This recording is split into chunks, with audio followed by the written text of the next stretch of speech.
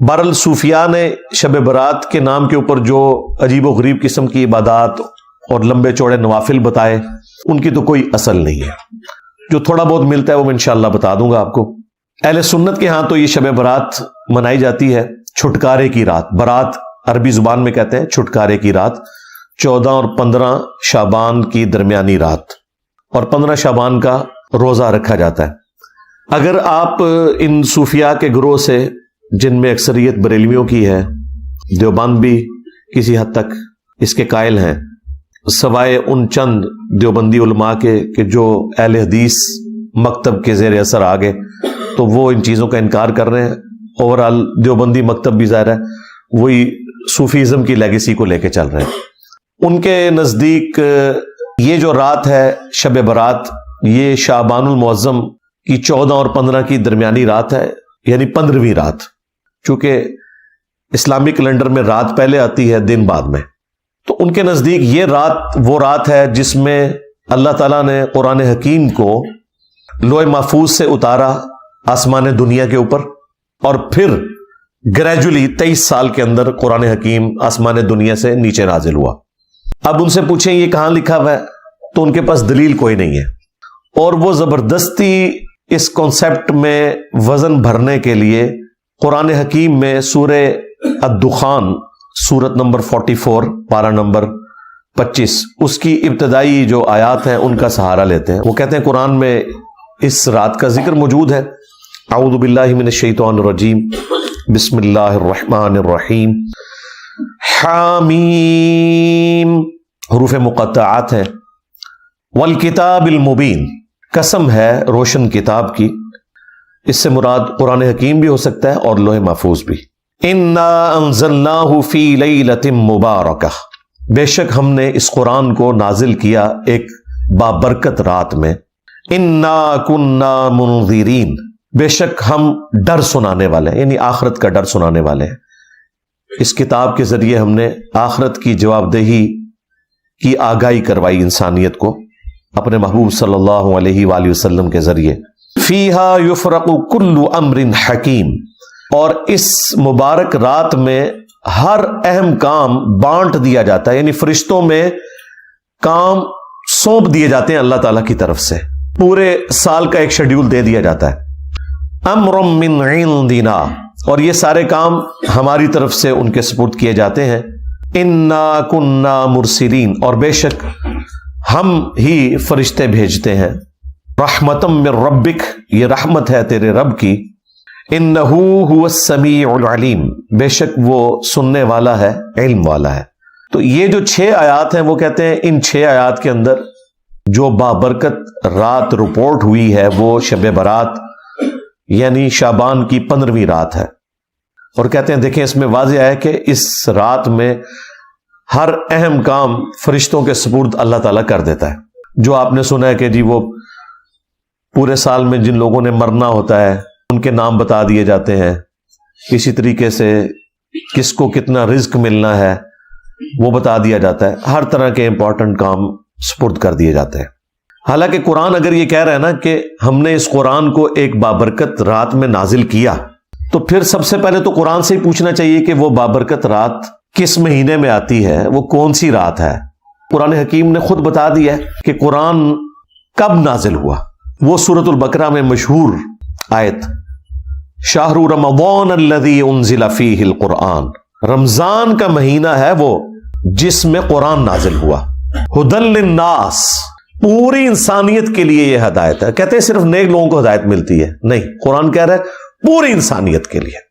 وَبَيِّنَاتٍ مِّنَ الْهُدَى وَالْفُرْقَانِ، اور اس میں ہدایت کے روشن دلائل ہے، اور یہ الفرقان ہے، یعنی حق اور باطل میں تمیز کرنے والی کتاب۔ بہرحال اس آیت سے آپ کو یہ پتہ چل گیا کہ رمضان المبارک وہ مہینہ ہے جس میں قرآن نازل ہوا۔ لہٰذا اب اس کو سورہ الدخان کی ابتدائی 6 آیات کے ساتھ جوڑ لیں، جس میں اللہ تعالیٰ نے فرمایا تھا حامیم والکتاب المبین انا انزلناہ فی لیلۃ مبارکۃ انا کنا منذرین، ہم نے اسے بابرکت رات میں نازل کیا اور ہم ڈر سنانے والے ہیں۔ وہ بابرکت رات رمضان المبارک کے اندر ہے. یہ کسی مفتی کا فتویٰ نہیں ہے، کسی صحابی کا فتویٰ نہیں ہے، یہ اللہ تعالیٰ نے خود بتا دیا قرآن کے اندر. لہٰذا اب وہ کہانی تو ختم ہو گئی کہ قرآن حکیم جو ہے وہ شعبان کے اندر نازل ہوا ہے. پھر اسپیسیفکلی یہ جو رات ہے اس کی شان میں اللہ تعالیٰ نے پوری سورت نازل کر دی ہے. یہ کوئی چھوٹی بات نہیں ہے، ایک رات کے بارے میں پوری سورت قرآن میں نازل ہوئی ہے، اور وہ ہے سورۃ القدر. انا انزلناہ فی لیلۃ القدر، بے شک ہم ہی نے اس قرآن کو نازل کیا ایک عزت والی رات میں، ایسی رات جس میں اللہ کی تقدیر کے فیصلے ہوتے ہیں. وہی بات جو سورہ الدخان میں آ چکی، فیہا یفرق کل امر حکیم. یہ قرآن اس رات میں نازل ہوا ہے جس میں ہر اہم کام بانٹ دیا جاتا ہے. یہاں پہ بھی آ گیا کہ یہ ڈیسٹنی تقدیر کی رات ہے جس میں تقدیر کے فیصلے ہوتے ہیں. اللہ کے علم میں تو پہلے سے فرشتوں کے سپرد ہوتے ہیں. وما ادراک ما لیلۃ القدر، اور تم کیا جانو کہ لیلۃ القدر کی کیا شان ہے. لیلۃ القدر خیر من الف شہر، یہ تو وہ رات ہے لیلۃ القدر جو 1000 مہینوں سے افضل ہے. یعنی اس رات میں عبادت کرنا 1000 مہینوں، آلموسٹ 90 سال کے قریب بنتا ہے یہ عرصہ، اس سے افضل ہے. تنزل الملائکۃ والروح فیہا باذن ربہم من کل امر، اس رات میں فرشتے نازل ہوتے ہیں اور روح قدس یعنی جبرائیل علیہ السلام بھی اس رات میں نازل ہوتے ہیں اپنے رب کی اجازت سے، ہر طرح کا کام لے کر جو اللہ تعالیٰ ان کے سپرد کرتا ہے. سلام، یہ رات سلامتی کی ہے. ہی حتی مطلع الفجر، اور یہ سلامتی رہتی ہے یہاں تک کہ فجر طلوع ہو جائے، یعنی ختم سحری جہاں ہو جاتی ہے اور فجر کا وقت سٹارٹ ہوتا ہے، اس وقت تک یہ پوری کی پوری رات اللہ تعالیٰ کے فیصلے کی ایک اہم ترین رات ہے. یہ جو فضیلت ہے لیلۃ القدر کی، یہ اس رات کے بارے میں ہے جو رمضان مبارک میں ہے. قرآن میں تو بس اتنا ہی آیا کہ یہ رمضان میں ہے، شہر رمضان الذی انزل فیہ القرآن. لیکن پھر نبی علیہ السلام نے اسے بریف کیا. صحیح بخاری اور صحیح مسلم دونوں میں یہ حدیث موجود ہے کہ اللہ کے محبوب صلی اللہ علیہ وآلہ وسلم نے رمضان مبارک کے پہلے 10 دن اعتکاف کیا اور پھر اپنے حجرے مبارک سے سر اقدس کو باہر نکالا اور فرمایا کہ میں نے ان 10 دنوں میں لیلۃ القدر کو نہیں پایا. پھر اگلے 10 دن اعتکاف کیا، پھر آپ صلی اللہ علیہ وآلہ وسلم حجرہ شریف سے باہر نکلے اور فرمایا کہ میں نے ان 10 دنوں میں بھی لیلۃ القدر کو نہیں پایا. اور پھر آپ علیہ السلام نے فرمایا کہ مجھے اللہ تعالیٰ نے بتایا کہ یہ رمضان مبارک کے آخری عشرے یعنی آخری جو 10 دن ہیں ان کی طاق راتوں میں سے کوئی رات ہے. 21ویں بھی ہو سکتی ہے، 23ویں بھی، 25ویں بھی، 27ویں بھی اور 29ویں بھی، یعنی یہ آخری جو 5 طاق راتیں ہیں ان میں سے کوئی ایک رات ہے. نبی علیہ السلام کو وحی کے ذریعے بتایا گیا.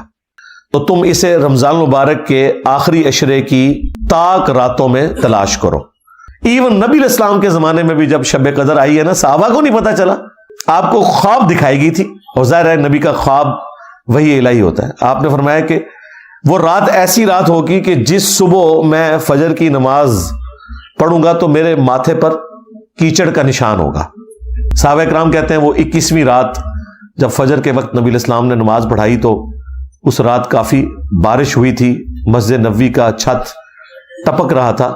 چونکہ آپ نیکڈ زمین کے اوپر ہی نماز پڑھا کرتے تھے، تو جب آپ نماز کے بعد ہماری طرف متوجہ ہوئے تو ہم نے کیچڑ کا نشان آپ کے ماتھے پہ دیکھا، تو ہم نے کہا اچھا یہ رات تھی. یار اگر صحابہ کا یہ سٹیٹس ہے کہ انہیں صبح پتہ چلتا ہے، تو یہ جو کہانیاں کرواتے ہیں کہ جی وہ رات کو ہمیں پتہ چل جائے گا، یہ نشانی ظاہر ہوگی، کوئی نشانی نہیں ظاہر ہوگی بھائی. اور یہ فکس بھی نہیں ہے، یہ بھی ذہن میں رکھیے گا. نبی علیہ السلام کے مبارک زمانے میں 21ویں رات آئی، یہ 23ویں بھی ہو سکتی ہے. اہل تشیع زیادہ زور دیتے ہیں 23ویں کے اوپر، لیکن وہ بھی مانتے ہیں کہ 21ویں بھی ہو سکتی ہے. کچھ صحابہ کرام صحیح مسلم میں آتا ہے وہ 27ویں کو مانتے تھے. تو یہ ویری کرتی ہے. یہ اللہ تعالیٰ نے بیسیکلی شب قدر کی ایک سیلیبریشن رکھی ہوئی ہے. کسی سال وہ 21ویں کو سیلیبریٹ کرتا ہے اللہ تعالیٰ، کسی سال 23ویں کو، کسی سال 25ویں کو. کسی سال 27ویں کو. مقصد یہ ہے کہ وہ 10 دن آپ اللہ کو دیں, وہ طاق راتیں دیں.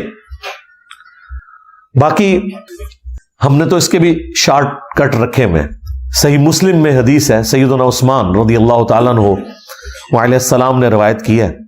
وہ کہتے ہیں کہ اللہ کے محبوب صلی اللہ علیہ وآلہ وسلم نے فرمایا, جس نے عشاء کی نماز جماعت سے پڑھی اسے اللہ تعالیٰ آدھی رات کا قیام کرنے کا ثواب دے دے گا, اور پھر اگر اس نے صبح فجر بھی جماعت سے پڑھ لی تو